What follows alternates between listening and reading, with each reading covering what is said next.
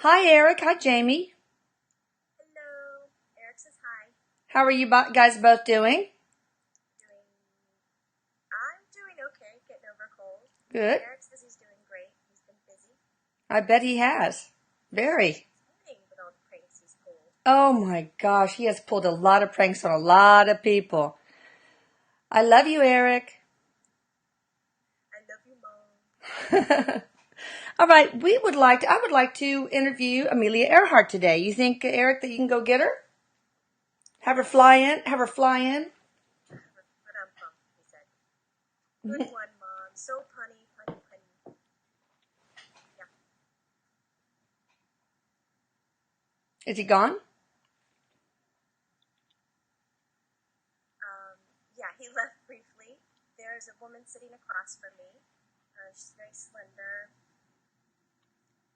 Dark blonde hair, light brown hair. Mm-hmm. Real soft looking hair. I think it's pretty in the light. Oh.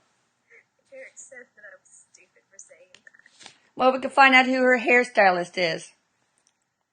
And it's kind of cut short with some layers to it. She's very slender. And there's a gentleman standing behind her. Who is that? He has more of a solid, kind of like a barrel chest, dressed really well. Are you Amelia? Hi, Amelia. How are you doing? She's telling me not to worry about the man behind her. Okay. We're not worried, Amelia. We're fine. Can we ask you some questions today? She's real casual. And she's got it's not a girly voice, not a pipsqueaky voice, kind of like how mine is a little more high pitched. Mm-hmm. It's a,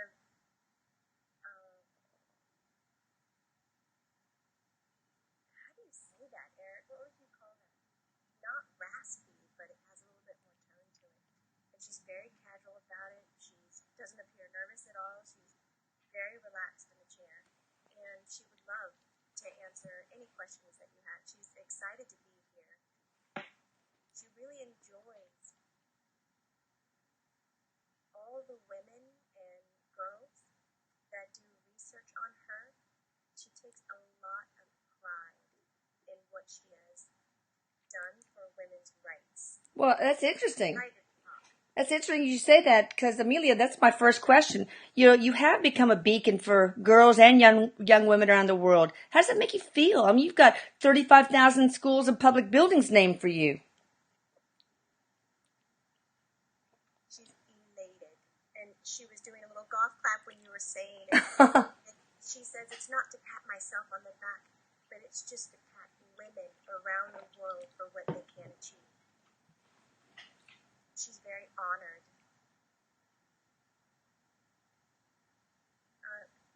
She's just chatting on, without any encouragement. Really great interviewee. Mm-hmm. And she's telling me that, stop it. She's telling me that. What's Erik doing now? Not only is he messing and kicking with my legs, which feels like a warm heat tingling, which takes my attention off of listening.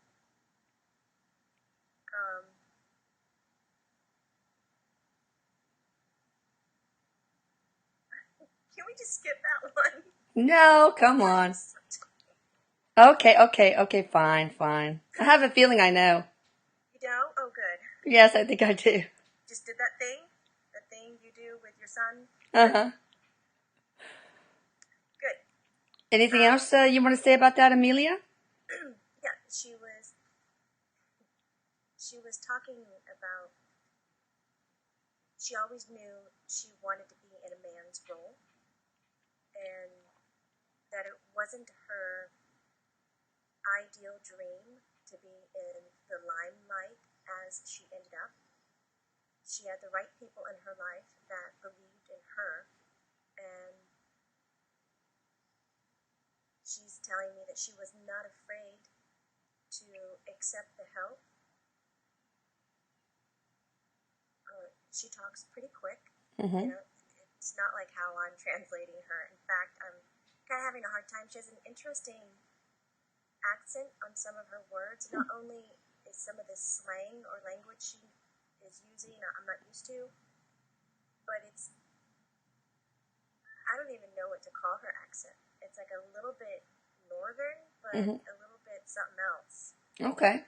I have no idea. I have no idea where she's from. Isn't that terrible? Well, Amelia, can you slow it down a little bit for Jamie? Please. It's a different kind of an interview, right? The mid,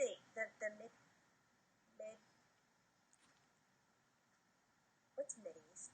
Oh my God, I'm about to sound really stupid. Erik said, yep. Uh-oh. You mean the middies like the dresses? Where's she from? She's from Oh, the United States. oh, I see. Okay. All right. But she says her roots are from all over. Okay. She moved about quite a bit. So she kind of took from here and there. That's probably what I'm hearing. But she was saying that this public role was not her dream, but it was her dream to be a successful woman. And as she puts her arm up into the air like this and show it to the man that we as women should have equal rights. And then she leans back and she goes, if not more. I like it. I like where you're coming from, Amelia. That's awesome. All right. When you took your first flight across the Atlantic, Amelia, you were in the back of a plane. And as you said, like a sack of potatoes. What was that trip like with two other men piloting the plane? How did the fame affect you? I mean, you gave all the credit to those men, but then you felt you needed to prove yourself.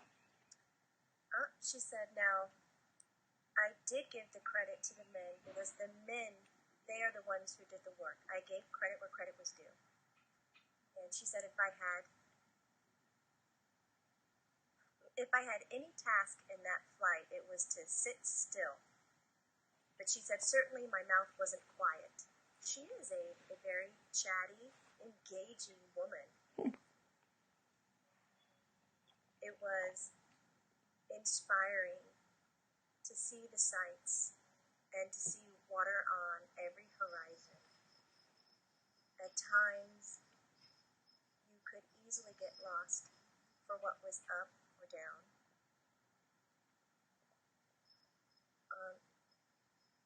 She's talking about seeing sunrise and sunset, so this... You can do that. No, I'm so sorry that I don't know this, like how long it took, but obviously sunrise and sunset, I mean, it took quite a bit of time. She said the colors that were in the sky. She said it made you feel that you were apart from the world that existed below. And she said all I wanted to do was to have that taste again. And this time, do it for myself. So you knew, Erik's asking, you knew on the first flight that you wanted to do again, but you beat the pilot.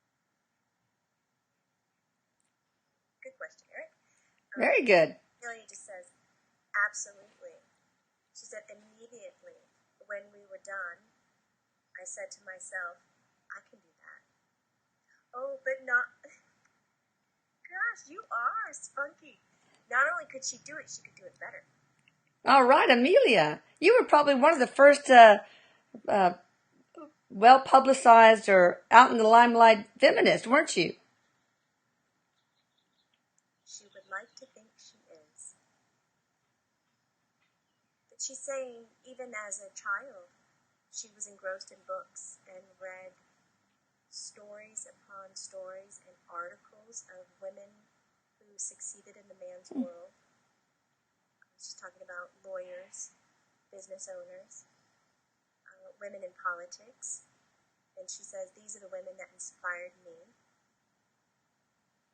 And she's telling me that she gives a lot of credit to her mother. Oh. She's saying her mother was a wonderful woman that didn't apply any pressures to her children. I just heard Erik go, yeah, she has a sibling. I was like, okay. Her mother didn't apply any pressure to the children and allowed them to discover who they were, which was very against society's pressures. Oh, what? So what does that mean? Okay, so she's trying to describe that her and her sister were seen a bit as, not like a hooligan, but like dirty kids. They were doing things that the other kids in the neighborhood definitely weren't doing, and her mother still did not reprimand them or shape them into being young ladies, but yet encouraged them to build and explore. And she says, I know I am who I am today because of how my childhood was allowed to be. And she says to herself, I'm true to myself. I love it. She's very slender, very elegant, little shoulders. You know, and it's just because I like the way that she moves in her chair and she uses her arms. You know, it's very different gestures than what we have today. Were you a tomboy? Is that what you're saying about you and your sister? Yes, that's the word that you would call it today. She's telling me that her and her sister wore bloomers, like pants, right? Mm-hmm. Lousy pants, which flabbergasted the other parents in the neighborhood.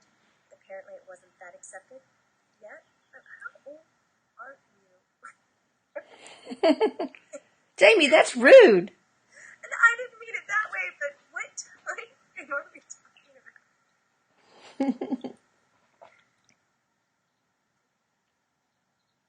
So around 1920. It just makes you start thinking about history. Like, when did women start wearing pants? Yeah. It's acceptable, because she's talking like, oh my God, like her mother must have been looked down upon for letting her girls wear bloomers. That was a huge thing, is how she's describing it, but they didn't mind. They didn't care. Good for you. Good for you. You're making a fashion statement there. All right, now you became just world famous after that flight. A ticker tape parade in New York City. Did you feel you needed to prove your abilities as a pilot? She says, oh no. I didn't feel I needed to prove anything. I was showing it. What I felt I needed to do was have the next step be bigger than the one I took before. Is that why you went solo 5 years later?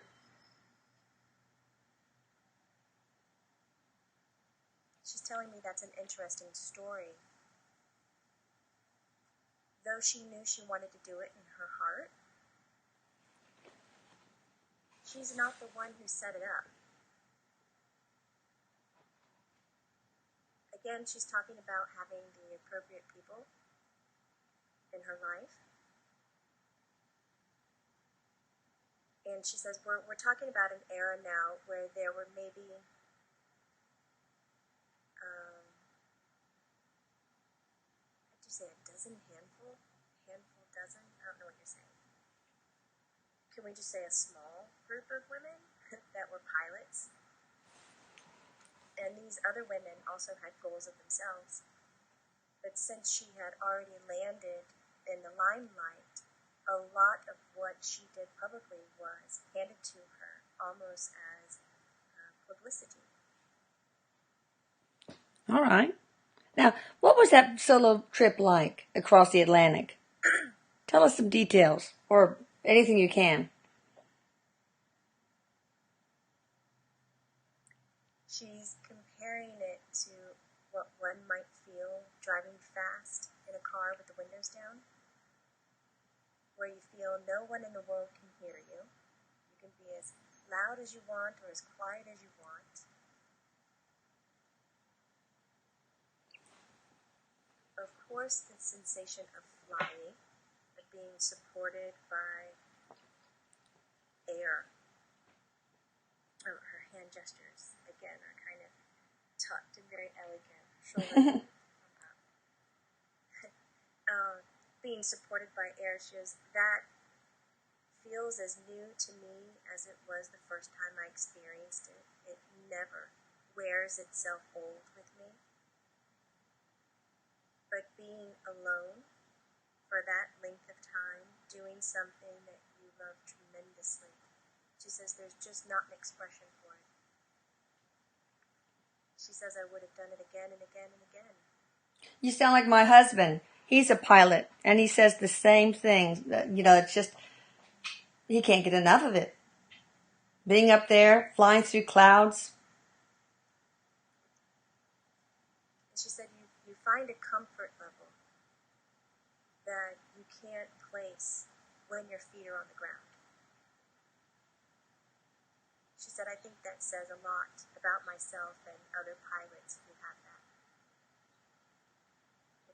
When we're on the ground, we feel like we've fallen. Oh, wow. All right, tell me about the actual flight, the plane, how did the actual, not your feelings, but tell me about the actual flight itself in the airplane.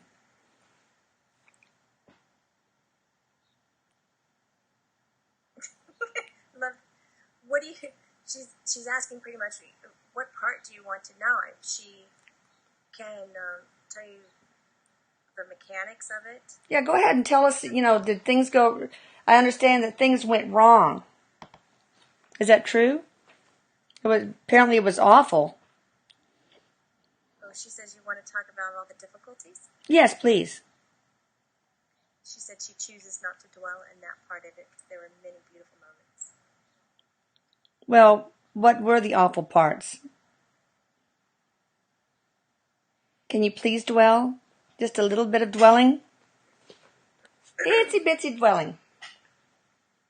She's talking about how some of the mechanics weren't checked properly. That she should have done everything herself, but because there was so much publicity involved, there were teams in place that weren't under her control.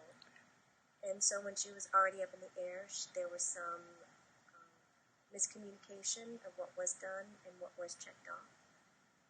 So she's describing that as being very irritating.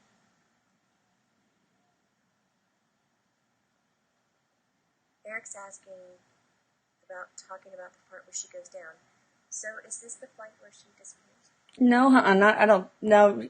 You barely landed in Ireland because you had so many problems on that airplane. Your engine caught fire, from what I understand. Did you have a hard time finding your way? Finding my way? No. Okay. She knew she was. Okay. The difficulty was the plane itself, and none of that should have occurred, and she believes none of it would. If she was checking it, or maybe another woman was checking it. Oh boy, here we go. She says women are more detailed oriented, and we're going to do it to perfection, because then we know we don't have to repeat the steps. She's not putting down any of the men that were on her team. She has a huge respect for what they were doing. But because they haven't flown that long, they were used to checking planes for shorter flights. And of course, in a shorter flight, she's talking about the temperatures wouldn't reach what they did, the wear and tear, the pressures, and these weren't taken into consideration. So when Erik was asking, when at the end of it, when she landed, so I guess that's the Ireland one, I was thinking about the one where she disappeared. Mm-hmm. She was very angry, and rightfully so, about landing early, and especially angry at the team, not so much the airplane itself. Okay. Now, you wrote your first book with the help of George Putnam, and then he left his wife Dorothy to marry you. Who was the one true love of your life? That's the dude. Putnam? Hi. That's the guy standing behind her. Ah.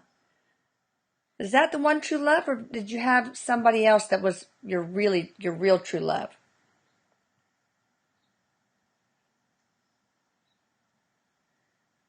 Do I look like a deer in headlights? Because I feel like one. Yeah, this is what Erik was talking about before. She's telling me that Come on. Mr. Earhart. Uh-huh. It's funny to hear and her had a very wonderful agreement. And it was a beautiful marriage and relationship, and she would never take it back. But it was an agreement based on letting each other be who they truly were.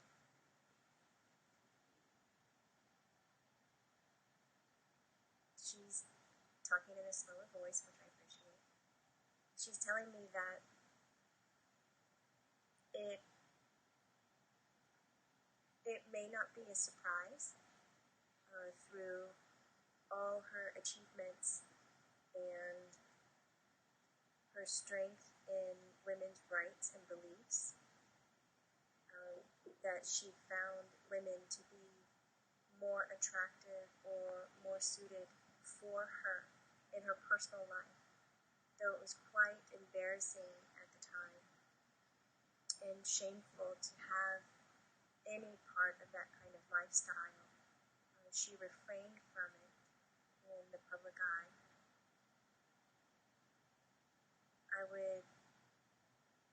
She's saying that she would have never done anything to harm her husband, and that he knows her inside and out. She didn't keep anything from him, and it was the one thing that she adored so much about him, that he would listen to her deepest, darkest secrets in her heart, where the world wouldn't, and the world didn't want to hear it. She's sad to say that she didn't have that one main love in her life. Did you have any relationships with women? Any one particular, or?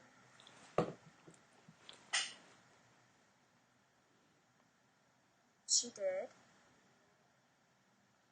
She straightens up her posture when you were asking the question, so I was looking to see what she was doing. She's moving pretty quick. It's okay nowadays. We're very accepting of that lifestyle, Amelia, so I hope you understand that and feel more comfortable.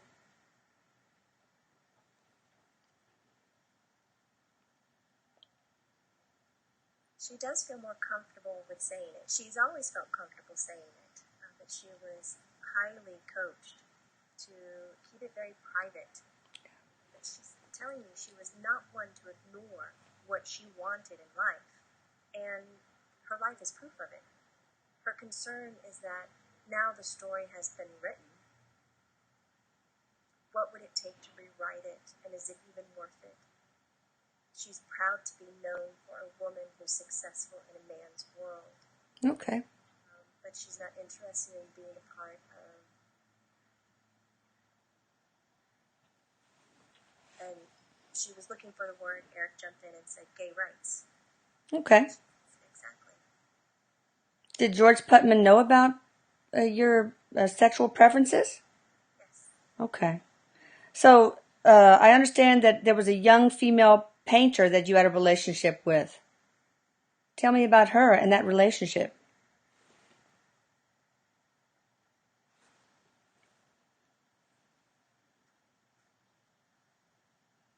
I love it. She looks vulnerable right now. Whereas before, it's, this pose, this gesture, she's really good at talking. A lot of bravado. Yeah, you talk about this intimacy, and, she's leaning back into the chair. Her tone is changing. And Erik's like, go on, it's okay. It's just all of YouTube in the world. Oh, great. She's laughing, and she says, it's interesting to wait so long after your story's been told to come forward and talk about how you felt. And yes, there was a painter. She's telling me she was madly attracted to her. She was a beautiful soul. But she's telling me she doesn't feel like she ever got that chance to have that one and only love. Not because of what her heart couldn't feel, but how she couldn't share that love with the world. Must have been difficult. Now, apparently you were a very good poet, too. And there's a poem in the Purdue University archives. Go ahead. I'm sorry. No, she just kind of put her hand across her face and then on her chest, like, all of a sudden, like, you can tell her she's a great, strong woman, and she's, yes, and then you talk about her poetry, and she's just kind of like, oh, well, thank you. Really girly? She loves that you complimented her on that, but yes, she wrote poetry. It was a way for her to release what was trapped inside. Oh, wonderful. There's a poem apparently in the Purdue University archives. Got a steamy love poem. Who did you write that poem? Who did you write the poem for? Let me tell you a little bit of it, Jamie. The stars watched as we lay. The stars watched as we lay. I have seen your eyes at dawn, beloved, dark with sleep, and lying on your breast, have watched the new day creep into new depths, putting aside old shadows spun by night, to show again the lovely living colors of your sunlit sight. Who was that written for, if anyone? She says, not my dear George. Oh, poor George. He's so wonderful, though. He's right behind her. He's so, like, supportive. Every now and then he'll reach out and touch her shoulder, like, carry on, kind of a thing.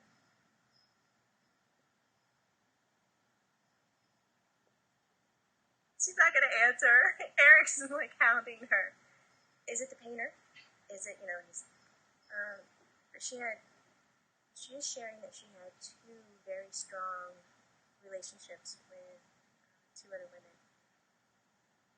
But she's not announcing who that poem was written for. She would like to think that whoever reads it can they themselves figure out who it should be about. Plus, it's probably, are you saying it's just too intimate? It should not be bared to the world? Yes. Because it was coming out of intimacy, a sense of intimacy from you to that person. Yeah. Okay. Now, you've been quoted as saying your life was, quote unquote, filled with secrets. Were you a spy for FDR? And so what was the purpose behind that whole mission? She leans back on the chair, reaches out, and just almost knocks George. Just a big whisk. They giggle a little bit, so you can tell there's a nice friendship here. No. Why do people say that? She said she has many theories of why they would come up with it.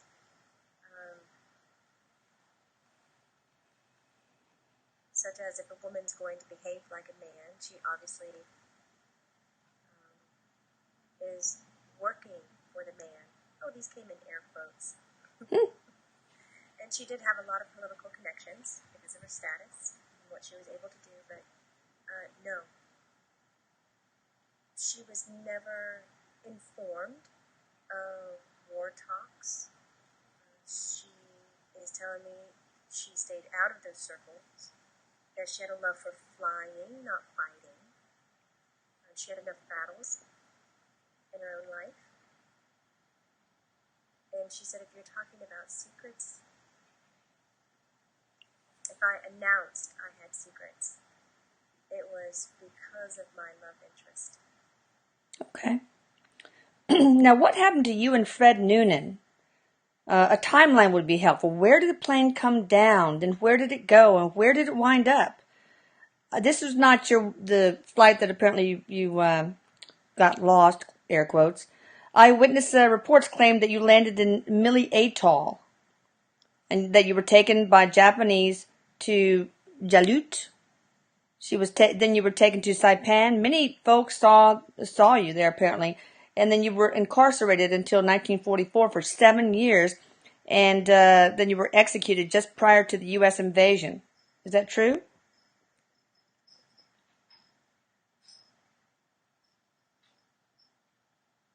She's not giving me any sign that that is true. Okay. There were eyewitness reports that say you landed in that atoll. Wonder where that came from.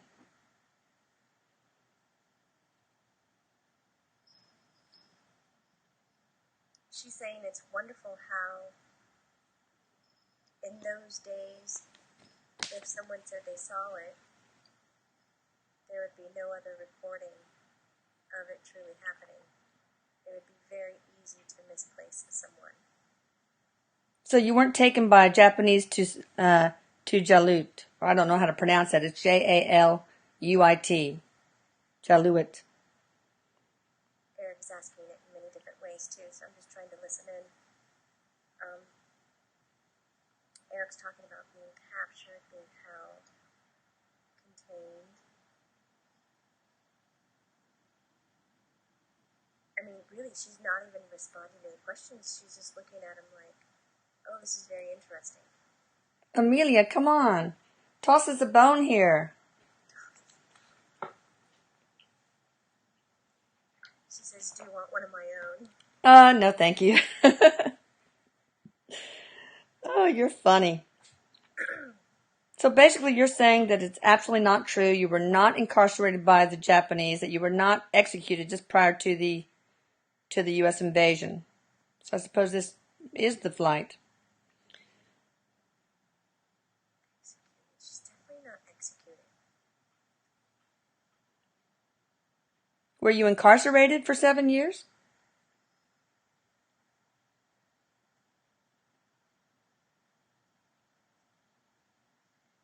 No, it's not. Don't you wish you could hear everything that goes onto my head? I seriously, if anyone out there can invent something that I could put in my ear and it would just sound off everything that runs through, be easy. It would blow my mind. I could get some rest, maybe. When you mentioned the guy, his name begins with F. Fred Noonan? She adores him. Very good man.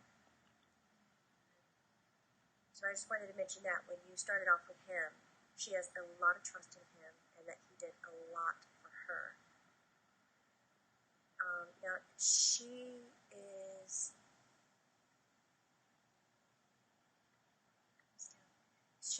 telling me about landing the plane. Mm-hmm. The plane didn't crash in the water. It is landed. And it's safe. I don't see it being broken, like an engine, a wing, nothing like that. She's coming down. But it's not in a place where she wanted to land. Why is that?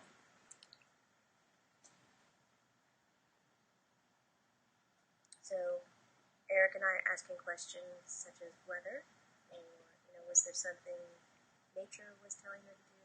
This is no.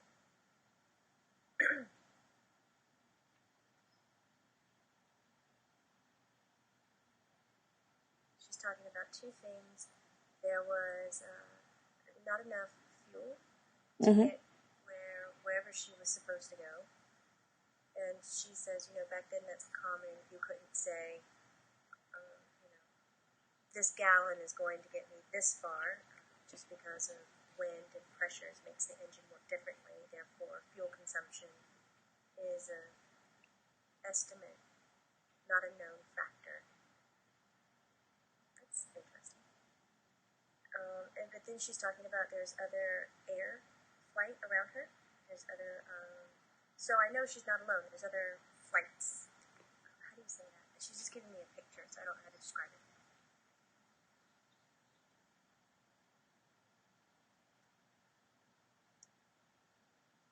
What do you call the airplane that's, they have very smooth wings? One set of wings, not two. Describing it, Erik, because biplanes are old, and I was like, very,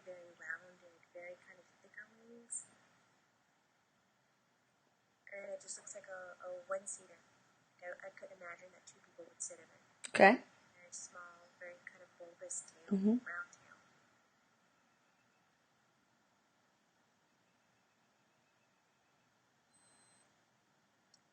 There is a single star on the plane. Keep seeing that. A single star. Okay. Were there communication problems, radio problems? She's not showing me any communication. Okay. Okay. Anything else you want to say about that?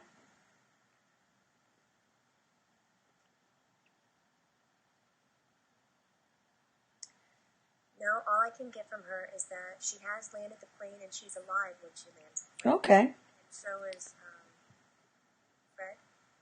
All right. Now, what happened to your plane? Is this the Electra we're talking about? What, or it seemed like you were alone then. If it was a one-seater,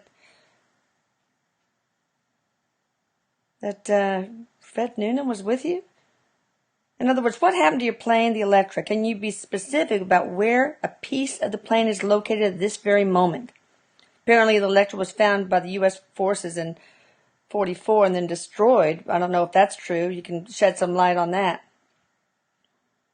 U.S. forces. She thinks it's ridiculous why it would even be destroyed. She says the plane had nothing to do with it. Do with what? Do with what? Come on. Plane had nothing to do with...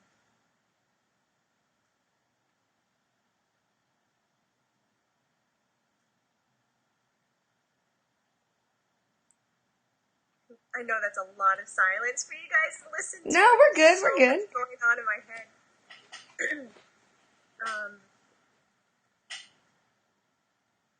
No, she doesn't really want to share it. I think maybe if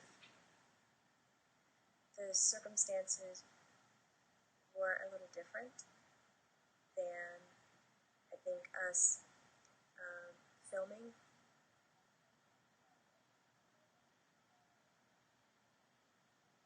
Thanks for asking that. So Erik was asking, is it the fact that you think that we're going to exploit you or announce it in a certain way with the media? And would she feel more comfortable if it was just more of a one-on-one? And she doesn't, which she likes it more of a one-on-one if you're going to talk about her passing. She doesn't feel it is that important. She's very rested with her passing. She said she thinks it's a strange phenomena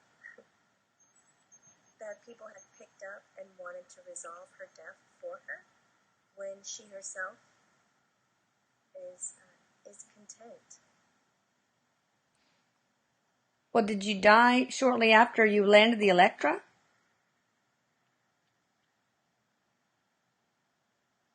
Or during the landing? She didn't die during the landing. She lived after she landed the plane. It was on land. Where? Real smooth, flat land. Where exactly? Or as exact, if you can give us a location as specific as possible. She just shows that it's on an island. Was it on an atoll? Or was it on, like, part of Japan, part of Vietnam? I don't know. Where exactly was it?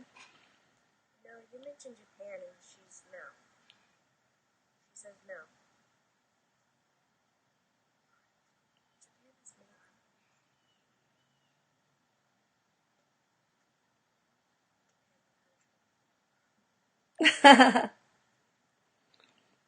Because I know she's talking about the main island. That's not what I was kind of referring to.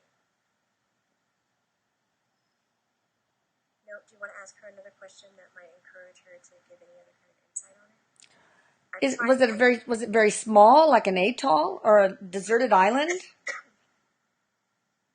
Was it small island? Like an uninhabited island. It's a good question.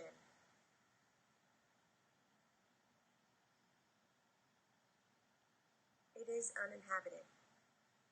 And did you die just from not having the sustenance and due to exposure, etc.?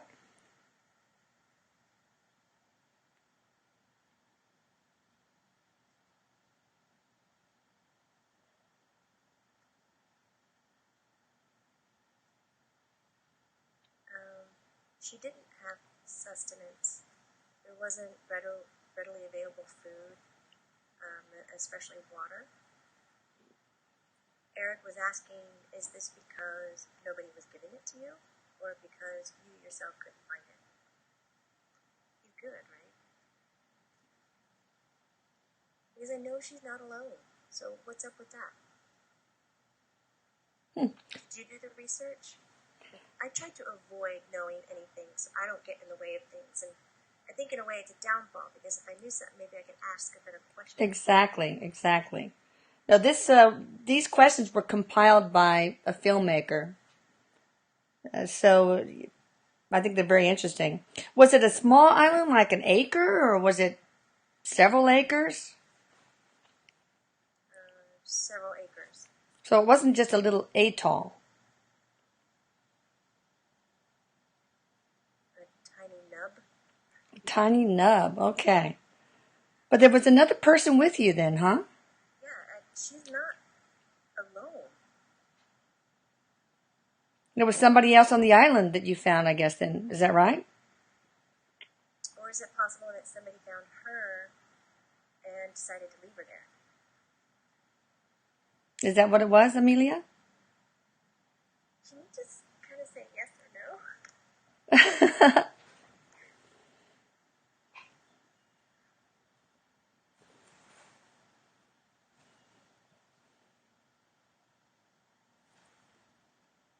It is quiet on my end.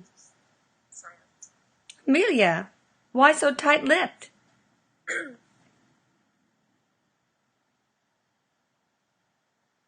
She will tell you one thing: knowing the answers to her death is not going to breach any kind of U.S. government secrets. Oh, no, I didn't feel like it would. She's just completely saying she wasn't a part of the war. She wasn't a spy. Well, was she, Amelia, did you just die because there was not enough food or drink?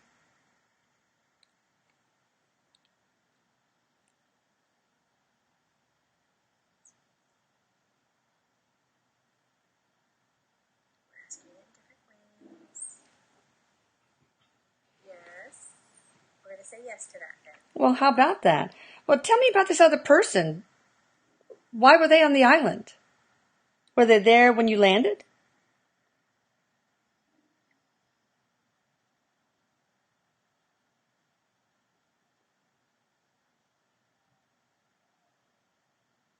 She can't remember if they were there when...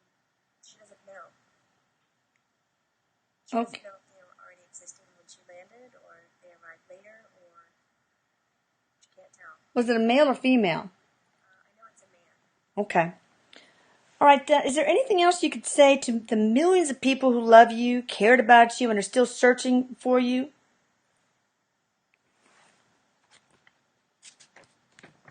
She said to stop searching. She survived death. She survived death. That is so true. What was your spiritual mission then?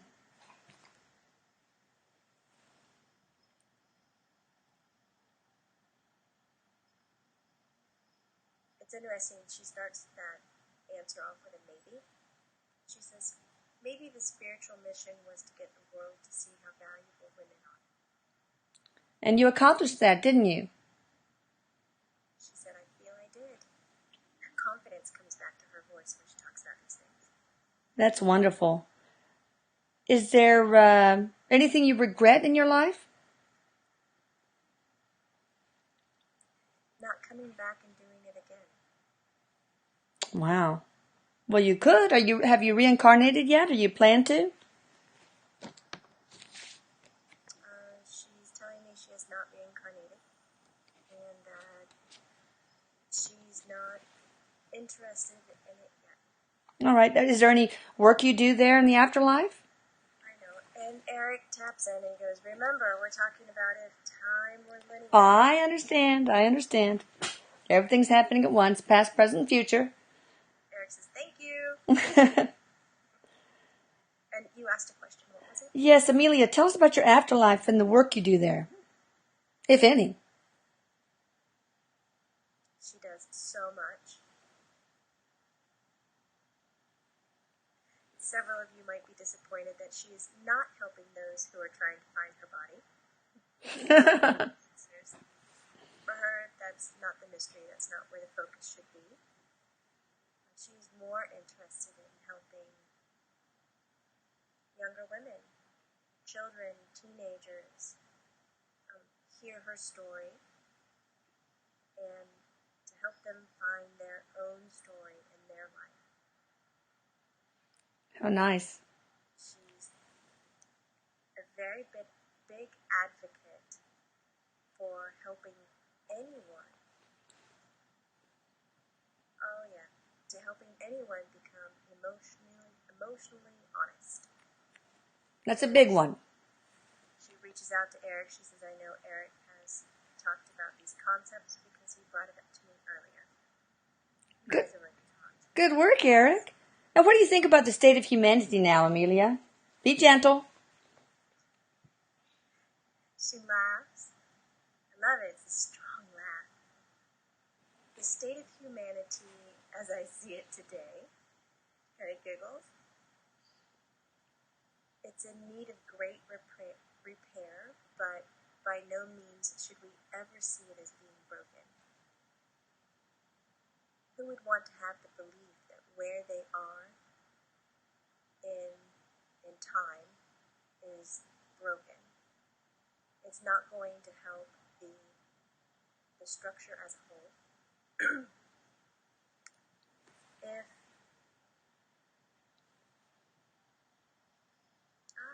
If I had a little bit of guidance for anyone who's listening, it would be to follow your dreams.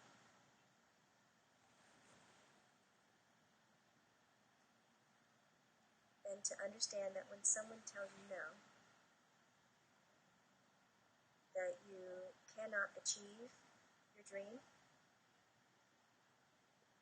that even the smallest of yes or the smallest of possibility can get you to the path that you want to be on. She's disappointed that many people now need a quick reward or quick response to what they're putting out, and they're not willing to do the work or have the patience and to persevere. And it's in these that you find out who you are and how you can be your best. It's through the trials that you know who you are, successfully, she's describing. So you don't need to have an 80% yes, 90%, 100% yes. A 5% yes should give you the same kind of hope or gleam that 80% would. You create your own destiny. She says, that's what it is. Her finger comes up. That's what it is. Destiny. Well said. Jamie, do we have time to ask what sort of past life influenced her, this last one?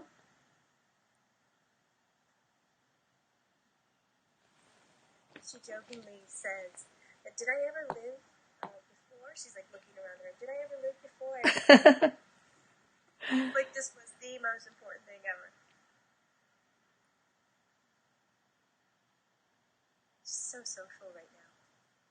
She said this life was extremely important to her, and she would love to do it again. She loves a good challenge. Can you recall, as Erik's asking again, can you recall any other life that gave you that great challenge that might have helped you do what you did as Amelia?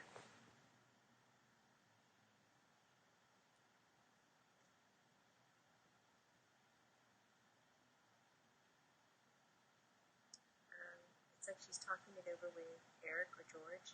The tone of voice has changed in my head, so I know that I'm not really involved. But I know that they're talking about dogs. I can hear the word dog.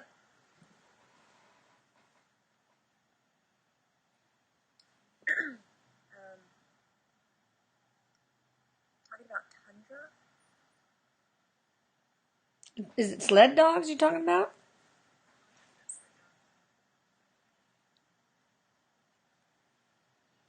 Okay. Working dogs? Okay. They're not just for the sleds, they're for other purposes. Okay. She was a man, and sad to say, a very abusive man to his wife and to his daughters. And never really accepted tenderness or love from anyone, just showed control over what he could. And she says, I clearly remember on my deathbed, she's describing how horrific this death was. Mm. An illness above and beyond any, but rightfully given to this man. And as the women that he abused took care of him, she says he eroded, just fell apart inside, but had no way of talking about it, no way of saying sorry, no way of repairing it. Died in the mess that he created. And she said, I think it gave me such the affinity for women who, in so many situations and occasions, get beaten down, but stand up with such pride, not because they choose ignorance as bliss, it's because they choose that they are the better person and continue on. I wanted to highlight that more than anything, but I feel I still carry the strength of a man inside of me, and maybe that's why I believe I should be the equal to them, if not better. She reaches over and just kind of taps George again. It's funny to see them kind of touch, physically touch base with each other. And says, I believe that's the one that would have powered me most to be who I am today, though there are so many experiences. She's extremely pleased and proud with what she was able to do in this life as a young. Erik, do you have any questions? Further questions? Uh-oh. You know if I'm hiding my face. I know. Erik.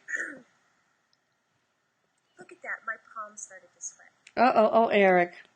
So he's forward, just like he was before. And he says, so, Amelia, would you just label yourself as a lesbian in disguise, or would you consider yourself more bisexual? Good question.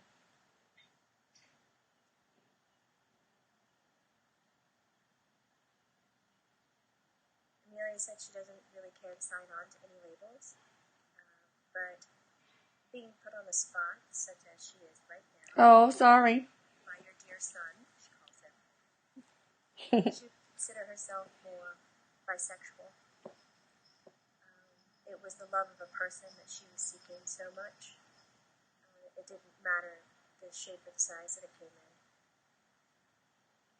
But, she does have an extreme infinity to women. Okay. Jamie, what about you? Yeah. Do you have any questions? I hate that we're going to leave on something like that when So you better ask another question. not so much. There's nothing wrong with that.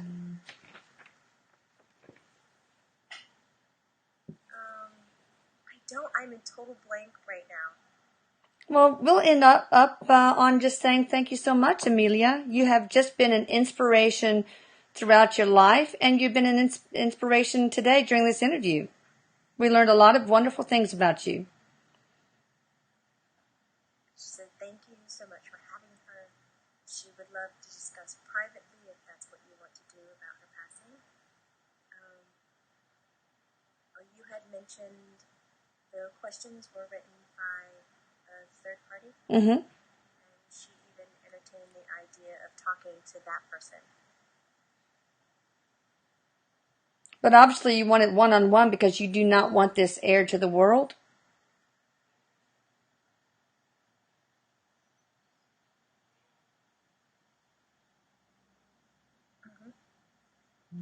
All right. Well, thank you so much. Really appreciate your time today. She actually blows a kiss. Aw. He's very strong about it. George's very happy. He enjoyed being here. Thank you, George, for accompanying her. It's very sweet. She's wishing everybody a beautiful day, and thank you for listening.